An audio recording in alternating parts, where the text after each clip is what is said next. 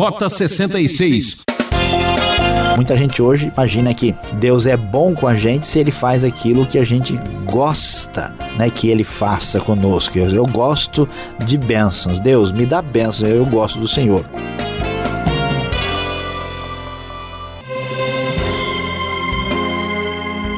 Nós gostamos de você também e por isso preparamos uma nova série especial, Juízes. O que podemos aprender com esse 7º livro da Bíblia? Vamos encontrar um ambiente conturbado e cheio de inimigos. O perigo está presente em todos os momentos. E o professor Luiz Saião começa apresentando o tema Os Juízes diante da derrota. São os 2 primeiros capítulos. E já dizia Einstein, no meio de toda dificuldade encontra-se a oportunidade. Fique conosco nessa nova série. Temos muito que aprender, não é, Saião? Rota 66, iniciando hoje o nosso estudo no livro de Juízes. Você que está acompanhando o nosso programa está já na frente no seu estudo da Bíblia, já estudou todo o Pentateuco, o livro de Josué, alguns outros livros do Novo Testamento e agora chegamos ao livro de Juízes. Nós vamos hoje estudar os capítulos de número 1 e 2 e vamos estudar o tema Os Juízes diante das derrotas. Os estudiosos estão ainda tentando entender como foi que aconteceu a época dos juízes no Antigo Testamento.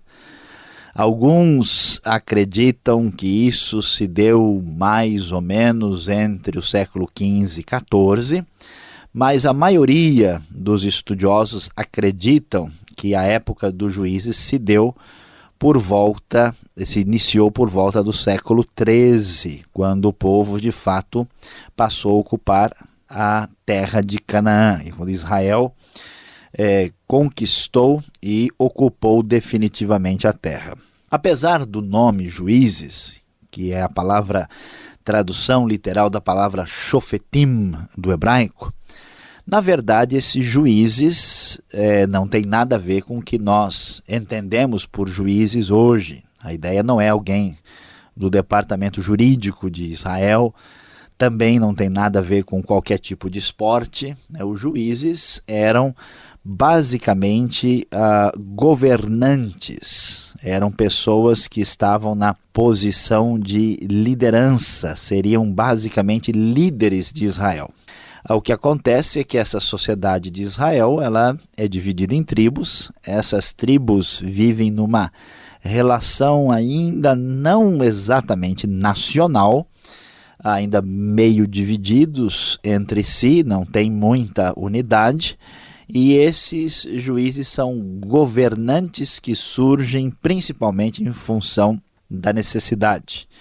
Mas onde é que a coisa se torna complicada quando nós estudamos o começo do livro de Juízes, que vai ser uma época muito difícil para o povo de Israel?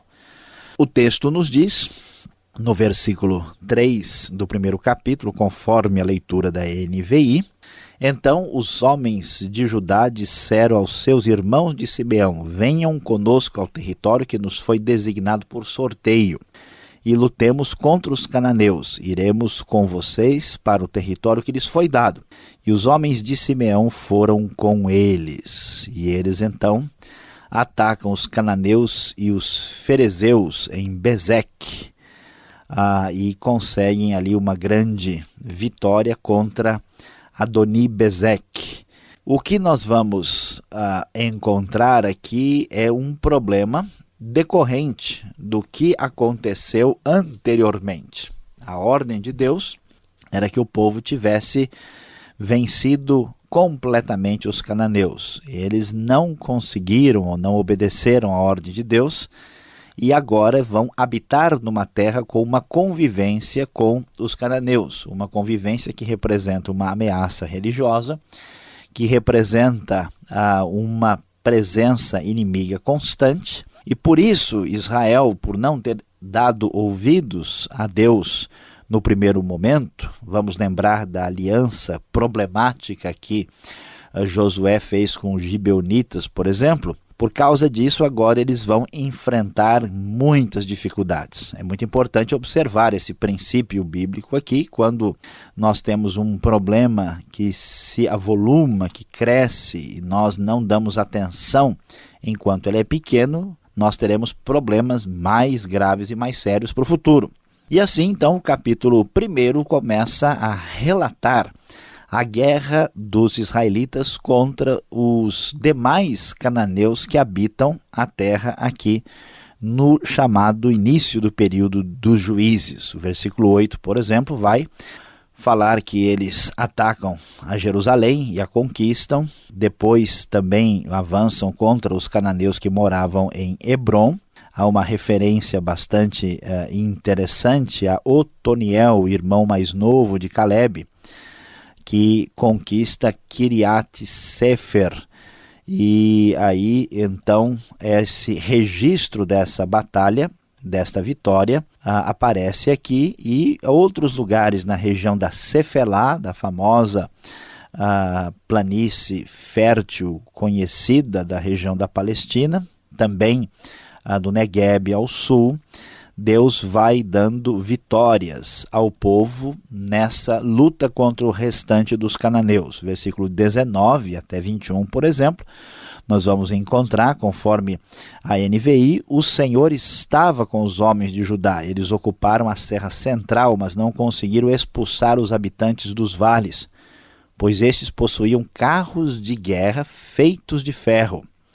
Conforme Moisés havia prometido, Hebrom foi dada a Caleb, que expulsou de lá os 3 filhos de Anak. Já os benjamitas deixaram de expulsar os jebuseus, que estavam morando em Jerusalém. Os jebuseus vivem ali com os benjamitas até o dia de hoje. Então vamos perceber as dificuldades, o povo de Israel enfrentando os cananeus, e aqui um destaque interessante, que eles encontram algumas pessoas aí da terra que têm uma capacidade militar maior do que eles esperavam. Então observem que Israel nessa época está no que a gente chama do último, ou o período do bronze tardio, falando em termos de arqueologia. Nós temos aí o chamado período do bronze, que vai desde 3000 e pouco antes de Cristo até mais ou menos 1200, ou seja, o bronze é o metal principal utilizado pelas civilizações ali em volta do Mediterrâneo, e é o que é utilizado para instrumentos de guerra e para outras ferramentas de modo geral. E aqui nós já vamos encontrar alguma coisa falando sobre ferro. O ferro é muito mais forte do que o bronze para as batalhas, e Israel começa a perceber a sua defasagem tecnológica aqui, que nós iremos comentar durante a discussão mais detalhada da conquista da terra e a relação de Israel com os seus inimigos. Chegando ao capítulo 2, nós vamos ouvir o que o texto nos traz de maneira bastante surpreendente. O texto, conforme a NVI, nos diz: o anjo do Senhor subiu de Gilgal a Boquim e disse: tirei vocês do Egito e os trouxe para a terra que prometi com juramento dar a seus antepassados. Eu disse: jamais quebrarei a minha aliança com vocês, e vocês não farão acordo com o povo desta terra, mas demolirão seus altares, porque vocês não me obedeceram. Portanto, agora lhes digo que não os expulsarei da presença de vocês. Eles serão seus adversários e os deuses deles serão uma armadilha para vocês. Quando o anjo do Senhor acabou de falar a todos os israelitas, o povo chorou em alta voz e ao lugar chamaram Boquim. Ali eles ofereceram sacrifícios ao Senhor. Boquim significa aqueles que choram, aqueles que derramam o pranto. Veja aqui que Deus claramente se manifesta através daquilo que é bem conhecido no Antigo Testamento, que é o anjo do Senhor, e diz: olha, eu vou manter a minha aliança com vocês, e vocês não podem fazer aliança ou acordo com o povo dessa terra, porque vocês, vamos dizer assim, pegaram leve, né? Não levaram a sério. Agora vocês vão ter de enfrentar uma situação difícil. O povo então começou a chorar por causa disso. E o que vai tomar conta do cenário de Israel, depois da morte de Josué, depois que o povo se estabelece propriamente nesse novo contexto histórico que dá início ao período dos juízes. Veja comigo, acompanhe, você que é o nosso querido ouvinte do Rota 66, veja com atenção o que o capítulo 2, depois do versículo 10, nos fala sobre o assunto. Depois que toda aquela geração foi reunida a seus antepassados, ou seja, todo mundo morreu, surgiu uma nova geração que não conhecia o Senhor e o que ele havia feito por Israel. Olha só a importância de transmitir o conhecimento de Deus e os que Deus fez na história para as futuras gerações.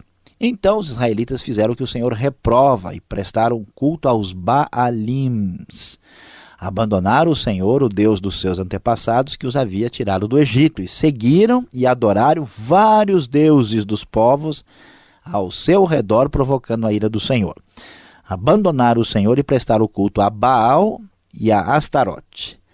A ira do Senhor se acendeu contra Israel e ele os entregou nas mãos de invasores que os saquearam. Eles os entregou aos inimigos ao redor, aos quais já não conseguiam resistir. Sempre que os israelitas saíam para a batalha, a mão do Senhor era contra eles para derrotá-los. Conforme lhes havia advertido e jurado, grande angústia os dominava. Então veja o que acontece. A nova geração foi atingida pelo relaxo, pelo descaso da geração anterior. É aquela geração que achou que cananeu não era um grande problema para o futuro da nação. Então levou a coisa, vamos dizer assim, em banho-maria. E agora os problemas estão aí. Essa mesma geração não passou adiante aquilo que era importante sobre Deus. E agora a nova geração vai diretamente seguir o paganismo cananeu, chegando a adorar Baal, o deus da tempestade, e Astarote, a deusa da guerra e do amor. Então as coisas se complicaram. Diante disso, Deus mesmo, preste bem atenção, Deus mesmo provoca a derrota do povo de Israel. E assim, os juízes vão surgir no meio dessas derrotas. Por isso nós falamos, os juízes diante das derrotas. O assunto aqui não é futebol, o assunto aqui não é jogo, mas nós estamos entrando em campo teológico para falar sobre as derrotas terríveis da época dos juízes, do povo que desprezou a orientação divina. Então, diz o texto, o Senhor levantou juízes, que os libertaram das mãos daqueles que os atacavam. Mesmo assim, eles não quiseram ouvir os juízes, mas se prostituíram com outros deuses e os adoraram. Ao contrário dos seus antepassados, se desviaram logo do caminho pelo qual os seus antepassados tinham andado, o caminho da obediência aos mandamentos do Senhor. Sempre que o Senhor lhes levantava um juiz, ele estava com o juiz e os salvava das mãos de seus inimigos, enquanto o juiz vivia, pois o Senhor tinha misericórdia por causa dos gemidos deles diante daqueles que os oprimiam e os afligiam.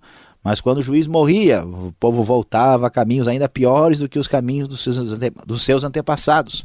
Seguindo outros deuses, prestando-lhes culto e adorando-os, recusavam-se a abandonar suas práticas e seu caminho obstinado. Então veja, o livro de Juízes vai mostrar um ciclo para nós. O povo se afasta, cai terrivelmente, peca contra Deus e Deus levanta um libertador para ajudá-los. O texto então vai dizer, por isso, a ira do Senhor acendeu-se contra Israel porque eles violaram a aliança. E então Deus começou a usar as nações para pôr Israel à prova e para ver se eles haveriam de guardar o caminho do Senhor de verdade e andar nele. O Senhor havia permitido que essas nações permanecessem, não as expulsou de imediato e não as entregou nas mãos de Josué. Termina o capítulo 2 dizendo isso, mostrando que apesar de toda a desobediência e confusão, Deus estava no controle das coisas. Nós vamos prosseguir em nosso estudo e você vai saber mais das derrotas e vitórias do tempo dos juízes.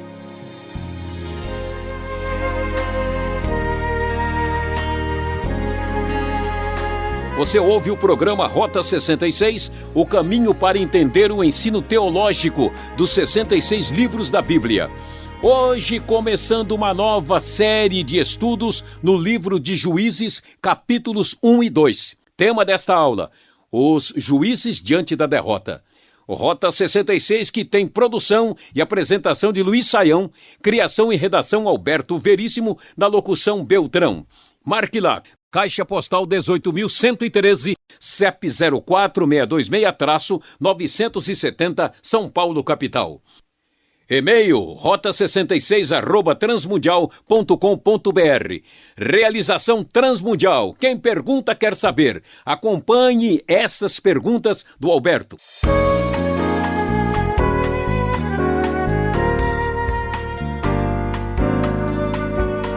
Continuando aqui, agora numa nova jornada, uma nova rota aqui. Caminho dos Juízes. Primeira pergunta, a gente entra de cara aqui nessa trilha. Encontramos um carro de ferro. Era uma ameaça tão grave assim, tão medrosa para Israel encontrar um carro de ferro? Por que carro de ferro aparece agora aqui no primeiro texto de Juízes? Pois é, pastor Alberto, aqui a questão é realmente séria, muito séria, porque quem tem instrumento de ferro na época do bronze é imbatível, porque a guerra é feita ali no mano a mano, né? Já que o negócio é do Juízes, aqui a coisa é no mano a mano, coisa é bater de frente, é guerrear, é forte. Então, quem tem uma espada de ferro é vencedor. A gente sabe, daqui a pouco nós vamos ver que os filisteus vão ser o grande problema para Israel, porque eles já dominavam a tecnologia do ferro. Então, alguns cananeus já têm alguma fonte de sustentação militar que se torna um grande problema. E com isso, é quase impossível vencer, né? Quem tem arma bem superior aí. Então, isso representa uma inferioridade militar e tecnológica significativa e decisiva. Então, nós vamos ver que Israel vai estar em dificuldades aí, principalmente por causa disso. Isso porque nós estamos em 1300 a.C., mais ou menos isso. 1250, 1220. Tá certo, é um tempo bem atrás mesmo. Agora o capítulo 2, que foi mencionado na nossa aula, fala do anjo do Senhor. Ora, se o anjo do Senhor aparece novamente aqui, então quer dizer que é o anjo do Senhor que vai à frente e não precisa então de carros de ferro. O que acontece aqui, a questão fundamental é quem é esse anjo do Senhor. Existe duas expressões, duas interpretações para isso. Existe um anjo do Senhor, que é um anjo mandado por Deus. Existe o anjo do Senhor, que é o próprio Senhor. Então, por exemplo, aqui no capítulo 2, quando o anjo do Senhor fala, versículo diz que logo 4 diz, no finalzinho, né, do 5, eles ofereceram sacrifícios ao Senhor. Então, o que acontece é que o anjo do Senhor é o próprio Senhor. É o que a gente chama de uma teofania, uma manifestação do Senhor quando fala diretamente com o seu povo. Então, não é apenas um anjo, é a expressão direta do próprio Senhor. Outra pergunta que a gente pode extrair aqui do texto do Juízes 2, lá no verso 17, é que os filhos de Israel, aí o povo já começa a se prostituir com outros deuses. Que significa isso? Que sentido podemos dar? É imoralidade mesmo? Ou aqui o texto está querendo nos levar a outro entendimento? Bom, pastor Alberto, o que acontece é o seguinte, o texto usa essa expressão forte, se prostituir com outros deuses, por um lado, porque Deus tem uma aliança com Israel. É como se Deus estivesse casado com Israel. E aí, quando Israel procura outros deuses, existe uma espécie de adultério. É comparado a uma atitude de imoralidade, de seguindo outros deuses. Mas também esses cultos pagãos envolviam prostituição física. Por isso que o texto apresenta a coisa dessa forma. E aí, quem que aparece aqui que merece destaque especial? São Baal e Astarote. Então, a gente vê aqui no verso 13, né, o nome de Astarote. Baal até a gente já viu em programas passados aí, agora aparece mais um aí, né? Pois é, Baal era o deus da tempestade, e o deus que se acreditava que era capaz também de garantir a fertilidade do ventre feminino. E, portanto, eles faziam certos rituais, até orgiásticos, em homenagem a Baal, cujo relacionamento, vamos dizer, conjugal, divino, aí, era com Astarote. Astarote era a consorte de Baal. E Astarote, ela aparece na Bíblia com nomes diferentes e também no contexto das outras nações. Então, por exemplo, Astarote, no final das contas, tem o mesmo foco de Estar na Babilônia, Atarte na região da Síria, e Afrodite para os gregos, às vezes chamada também de Astarte, era a Vênus romana, uma deusa ligada à guerra e também ao amor, né? E então esses cultos eram cultos pagãos, orgiásticos e que se acreditava serem capazes de ajudar na fertilidade da terra e na fertilidade da vida. Então, este tipo de luta teológica e religiosa que vai se manifestar aqui no livro de Juízes com bastante intensidade. Então é um ambiente assim bastante hostil para um povo que vinha com uma outra proposta, né? Um Deus monogâmico, e de repente aparecem opções várias, né, de religiões e coisas até atraentes, né, muito diferente do nosso dia, né? Agora, para terminar aqui, uma outra pergunta no final do capítulo 2, fica assim algo para ser entendido. Deus é contra Israel ou a favor de Israel? Como entender essa atitude de Deus? Às vezes parece que é contra Israel e às vezes ele mantém essas nações com essas práticas esquisitas.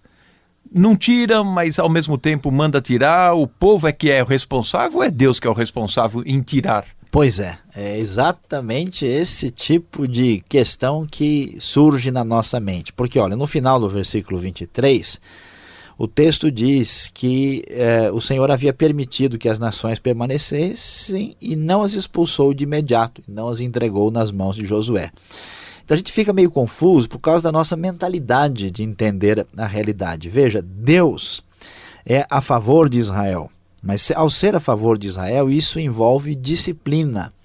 E muitas vezes Deus, para o benefício de Israel, castiga Israel e permite que Israel seja derrotado, porque Deus tem uma finalidade maior do que simplesmente agradar Israel. Muita gente hoje imagina que Deus é bom com a gente se ele faz aquilo que a gente gosta, né, que ele faça conosco. Eu gosto de bênçãos. Deus, me dá bênçãos, eu gosto do Senhor. Isso é bobagem, isso é infantilidade, isso é falta de amadurecimento. Agora, veja, o povo desobedece a Deus, mas é interessante que Deus nunca é pego de surpresa, porque ele é onisciente, ele é onipotente. Então, uma coisa surpreendente é que Deus age na história em cima do erro humano. É surpreendente, Deus constrói a história de redenção em cima do fracasso humano. E aí o que acontece? A desobediência de Israel é usada por Deus para disciplinar e fazer Israel crescer de uma maneira necessária. Então o texto diz, né, que Deus não ia fazer mais nada, mas poria Israel à prova para ver se guardava o caminho dele e se ele andaria naquilo que eles deveriam andar. Então Deus não é pego de surpresa, né? O fracasso humano é redirecionado por Deus para que tudo aconteça para o seu louvor, para a sua honra e para a sua glória, para os seus propósitos estabelecidos. Muito bem, Sayão, obrigado pela explicação, por esta aula, mas ainda eu sei que você tem uma palavra final nesse estudo. E você que está nos acompanhando, fique ligado, vem aí agora uma palavra especial para você.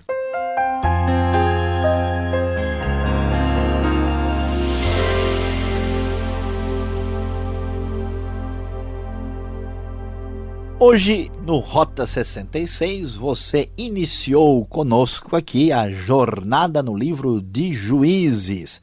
Nós estudamos os capítulos 1 e 2 e falamos sobre os juízes diante das derrotas. Muito bem, preste atenção na sua vida, você não vai querer ter derrotas. Por isso, a grande lição do livro de Juízes hoje para você é a seguinte: não deixe para amanhã a obediência de hoje.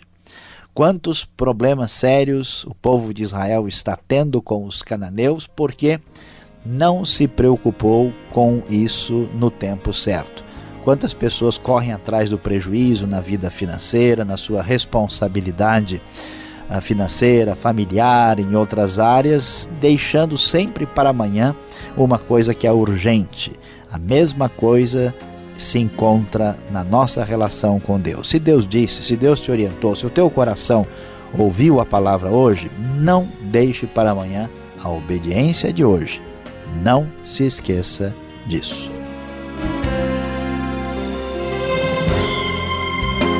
Acabou o nosso tempo. Rota 66 volta nessa sintonia e horário. Na técnica de som tivemos Paulo Batista, nosso companheiro aqui, um aluno cativo da nossa classe. Um forte abraço e mais informação no site transmundial.com.br.